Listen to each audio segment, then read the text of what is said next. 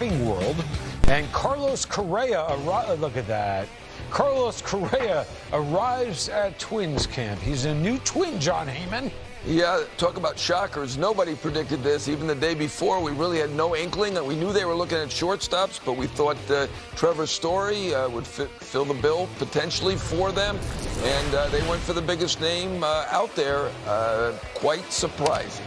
Yes, and now he'll be in Minnesota. Taylor Rogers on the hill, a bullpen veteran for the Twins, pitching very well on Sunday. In the bottom of the third inning, a little offense.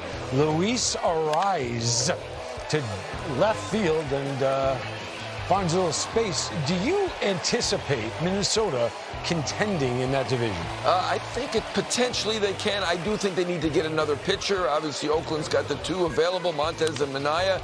They're one of many teams talking to Oakland. I do think their rotation's a bit thin right now. Obviously, their lineup looks much better with Correa. I just think they're pitcher short. Plus, White Sox are pretty tough in that division. That was Miguel Sano with an infield hit. Hope you recorded it. You may never see it again. Hey, Alejandro Kirk. That's why baseball is beautiful. Every body type can succeed. Not this body, but good for Alejandro Kirk. Oh, I wasn't talking about you and I. I'm talking about guys who are actually playing. Matt Chapman going deep for the new team. The first one. Great pickup. Terrific defensive third baseman. Still talking to Jose Ramirez. I think Toronto's had one of the best winters already. Whether they get Ramirez or not, if they get him, obviously much better. And Greg Bird. Remember the former Yankee Yankee. system? Remember that? They thought he'd be something special. It has not happened yet. The Blue Jays beat the Buccos by a score of 10-4. Tigers and Yanks, speaking of Javier Baez, a new man in town, John. Yeah, very exciting player. I love him. I know there's some people, it's kind of polarizing for some, but a very exciting guy who can slide and steal and tag like nobody, and certainly has power. I like the pickup. And Torkelson, you saw him.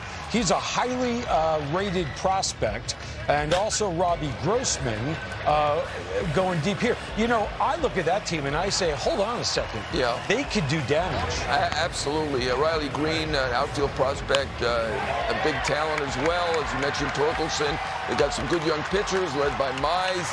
And they did great stuff in the offseason, not only Baez, but Erod Rodriguez. So they are much improved. And they were a bit of a surprise last year to play as well as they did. Yeah, and they did. They were under 500, but they actually gave teams a lot of trouble. That was as Waldo Cabrera with a grand slam. The Tigers beat the Yankees 8-7. So let's do Yankees before Tigers. Rotation. What can you tell me? And will it be an issue? Yeah, this is another team I think needs a little more depth. Obviously, they have a great ace in Garrett Cole. You've got Ty on there. You've got Montgomery. Severino did not have a good start today. Cortez. It looks like a solid rotation, but for a $250 million team, and people are complaining in New York about the Yankees being cheap because compared to the Mets, $250 million seems like little.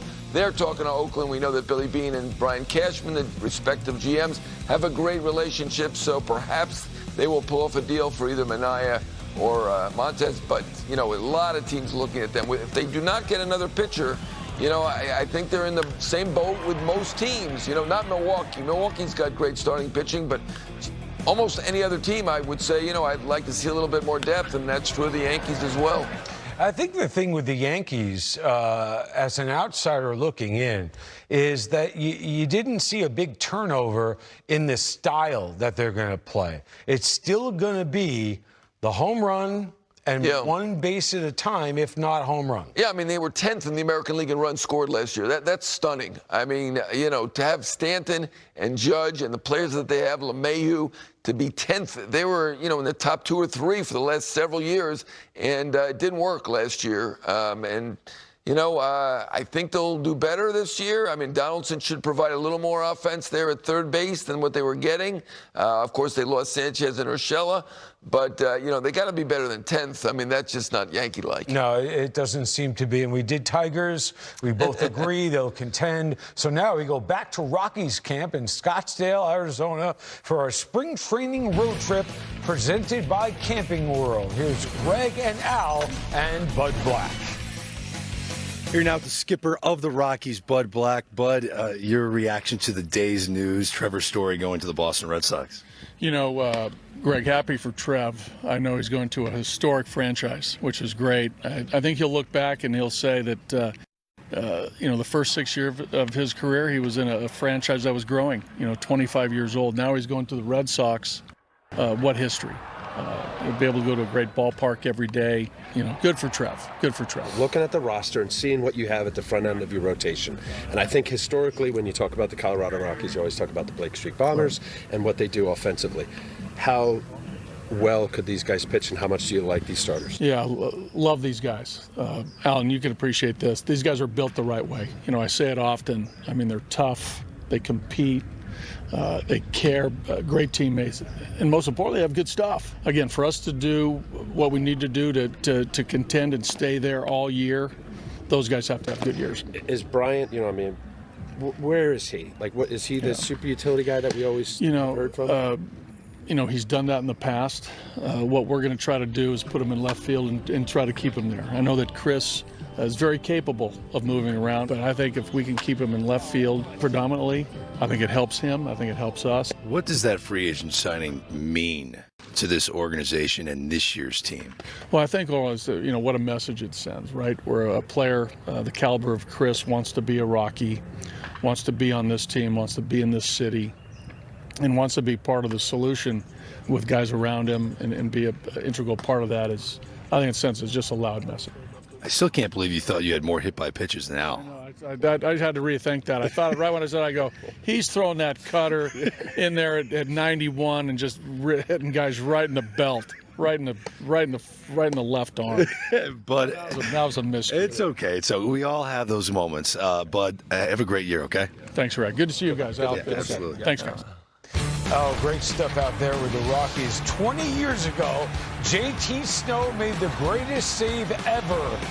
He saved Darren Baker. There is Darren Baker today in a big league uniform. That story coming up after a break on MLB Tonight.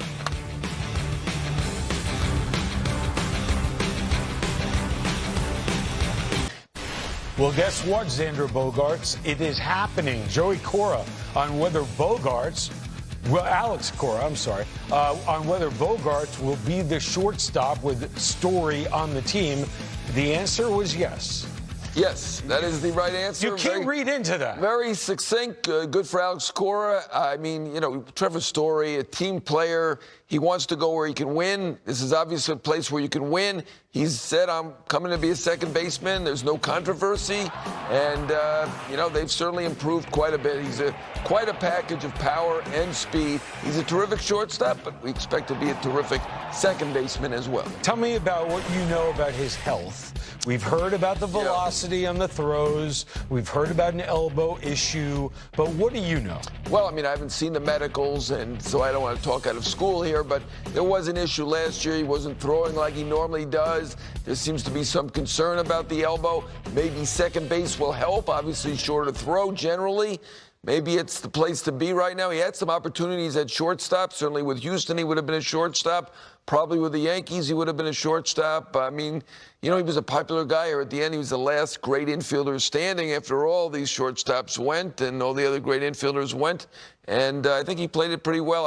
I think $140 million is pretty good off of the year that he had. This was not his typical season. And they improved their offense by adding not only a right-handed bat, which they wanted, but an impact right-handed bat. Yeah, they have a tough lineup. They really do. Devers is fantastic. You got Verdugo, also those two lefties, and you got a bunch of righties. Dalbach seems to be coming into his own right now. Bogaerts, obviously a terrific player. Kike, we know what he can do. They have a very good offense, a really good lineup, and they made the playoffs last year, and this is a big improvement now. And I like the way, the incumbent second baseman was very nice about it. We're happy to have him, and it's all good right there. Yeah, and don't forget, not really offensive, but defensive. Jackie Bradley is back, and don't underrate that. He's in right field, and we know Fenway, right field is like center field. Yeah, good defense there at the bottom with Vasquez catching and Bradley in right field. But a lot of offense from 1 through 7. Dalbec, had a huge second half. As soon as they got Schwarber, he really took off, and he's homered his first 2 games in spring training, so maybe he's in for a big season. But obviously, Devers, Bogarts, J.D. Martinez, it's one of the better lineups in the league, if not the best lineup. Yeah, and Toronto in that division as well, Yankees in that division. And, you know, going into the offseason, we talked about shortstops, and they were everywhere, big-name guys. And every single one of the guys we talked about ended up in the American League. What is that? How did I don't know. How did that happen? I just think it's a coincidence. That's where the need arose. I mean, obviously, Detroit had money to spend. We know Texas had big money to spend. I think it's just coincidental. It is. The odd thing to me is 2 of the great shortstops ended up in Texas, the same place. Yep. Seager obviously getting the $325 million to play shortstop, and Simeon $175, which makes it a neat $500 million between the 2 of them.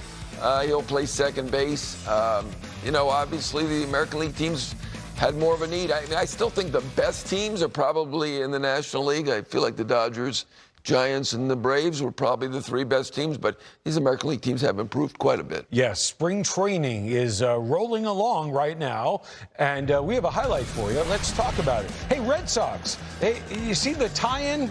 Do you get what I'm doing here? Yeah, good Jackie job. Bradley.